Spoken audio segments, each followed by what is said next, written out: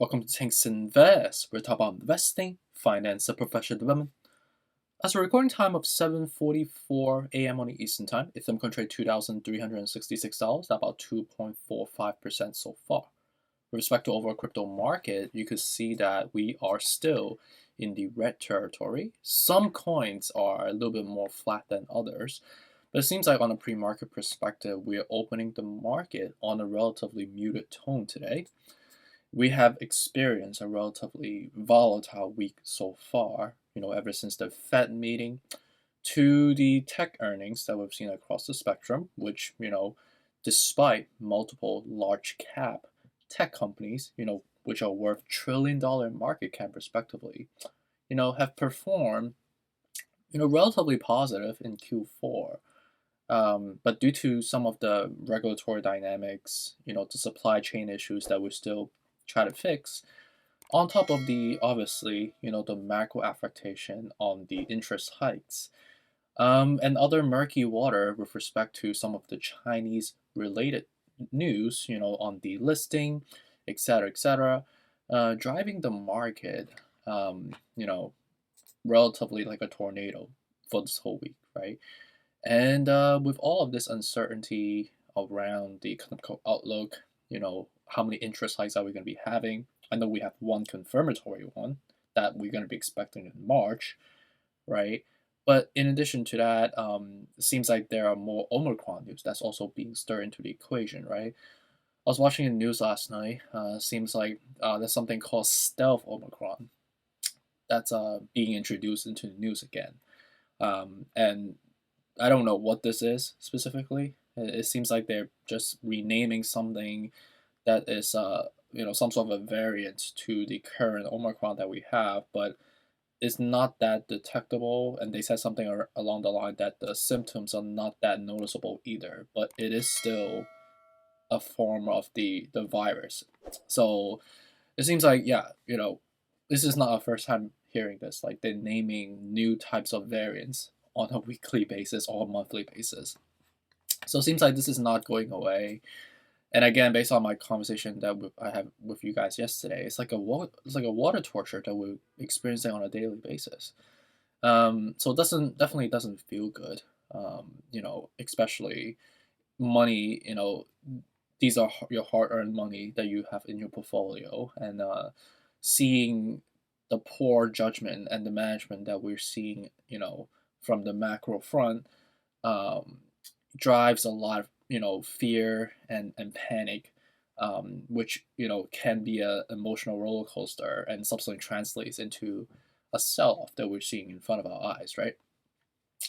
And something that we have to be mindful of today is we do have a financial affectation that we to watch out for. So as you know, today is the Friday's $1.1 billion of options expiry that's occurring today, right? So contingent on the spread between the bears and the bulls, right, on their options, obviously, we could technically see some volatility, right? So right now, we are at the oversold level at the 25.30 out of 70. We are at a relatively flat level, consolidating, right? We're relatively flat as well on a momentum front. So ultimately, the options is basically a bet between investors. Are they believing that they're reaching a certain level? If they don't, the bears will be incentivized to have to buy it, and that will subsequently, allow the price for Ethereum to go up. But we know that options is something that people will triangulate and they will maneuver through as they approach further and further. So we technically could see a flat day, or contingent on how much of a spread we have between the strike price that we have between the bears and the bulls, right? Because like that could technically translate into some volatility in the short term, right? Especially on top of the fact that today is a Friday, as we're shifting to the weekend. We should technically see some volatility. But if we don't hear any specific news, we could technically be, in for just a relatively flat weekend ahead. knowing the fact that we've been selling off so far. So we have to adjust that in our minds, right? We know that people are going to have that weekend affectation. We know that people are looking for some sort of a safe haven feeling as well. But we have already been selling off, right? So I think it's just a matter of like how much in the population of people that are currently holding are going to be holding long term and believing this long term vision and not get shaken further, and we've been getting shaken up like crazy. Again, the water torture experience that we have been collectively having, right? So enough of the rambling. Let me just go straight into a technical analysis with respect to recording time of 7:50 a.m. on the Eastern time. Ethereum coin basically at the 25.28 out of 70. Again, extremely oversold. And the best case scenario is for us to consolidate, and then as we get the confirmatory signal, right, on the economic outlook going forward, we should technically revive from here, right? And I can understand the fatigue and the frustration that we're collectively having. It's definitely not, easy to look at or easy to triangulate, but we are collectively experiencing this. Most people are down at the moment. That's just a matter of fact, right? So it's important that we just hold on and not get shaken up, right? And just even maybe don't even look at your portfolio and just let it ride, right? Eventually, I do foresee that in basically not next year, like in the next 6 months, right? As we revive back to the economy, right? I would say by Q3, we should technically see a reversal relatively nicely. And in a market dynamic perspective, we are in pretty much like deep in the depression stage right now, right? So as you know, the market has to go through a cycle, right? And we were at the peak of the cycle earlier last year, and now we're at the depleted level. So the pain is going to durate for a while, but eventually will rise back up, right?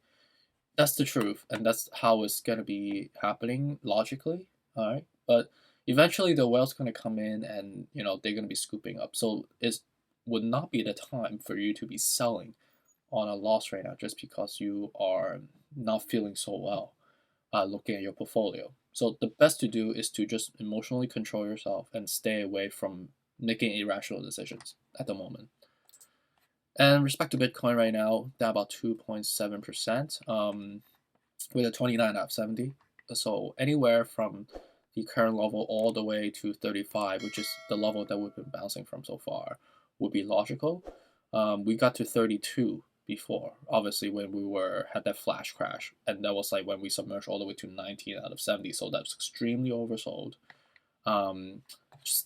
Just more up and down volatility. We have a negative G-force, positive G-force. We like on a show plane for some reason. Obviously, due to the volatility that we've been experiencing. But we know that collectively we're oversold. So buying around this area right now and holding for long term is going to do you a great favor going forward if you believe in the long-term fundamentals, right? And respect to Dogecoin right now, let me just show you guys Dogecoin at 1383 right now. So anywhere from the current level all the way to the 12 cents is still logical for us. Cardano is now about 2.7%. Anywhere from 101 all the way to 92 is logical for us. And we are the 38 out of 70 right now. So it's like not the best, not the worst, but it is still relatively oversold. Solana is now about 4.26%, 87. I like anywhere from current level to 80. We're very submerged already, so I would say Solana is actually a good buy at the moment. XRP is down about 2.71%, 59 right now. And with the 27 out of 70, so anywhere from current level to 55 is still logically the bottom based on the current setup. Polkadot is about 3% at 1745 right now. At the moment, anywhere from current level all the way to the 1587 would be logical with the 29 out of 70 right now. So relatively oversold. But I would probably not touch Polkadot. I would probably touch more Solana or respectively Bitcoin, Ethereum, which are my personal favorite. I do prefer those more than the other altcoin. ALGORAND's down up about 1%, 92 right now. Currently anywhere from current level to the 79, still logical. Shiba Inu is down about 4%. I like anywhere from low 2000s to 1700, which is right here, which was basically when we flash crash, all the way to 1400 to 900. These are the respective frames that I would dollar cost average at. MacTech is down about 1%, 157, 143 to 120 is still the frame I would be dollar cost averaging at. AVAX is down about 4%, 59 to 50, still a logical level. Luna, again, I like anywhere from 62, which was the first level, 52 to 45. So we are getting there shortly, and I think we will be. And I think that's the next level that we'll lay on. And see, this is technicals speaking the truth, and I think we will get there eventually. And then that will allow for a bounce from there as we are triangulating downward on a technical front. And respect to risk management, these are levels I identify here. As you can see that we are within a lot of the attractive and steal levels. So today is the option expiry, and I do not have a prediction on what's going to happen, right? Ultimately, it's basically a gamble spread. It's almost like betting on a game, like is it going to win or is it going to not win? You basically bet on the spread of the numbers, like are we going to hit that number or are we not going to hit that number?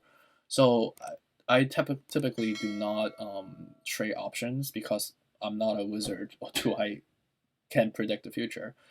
But ultimately, contingent on how it goes, we just look into the frame of risk management levels to dollar cost average or control your bleeding, depending on how volatile it gets, right?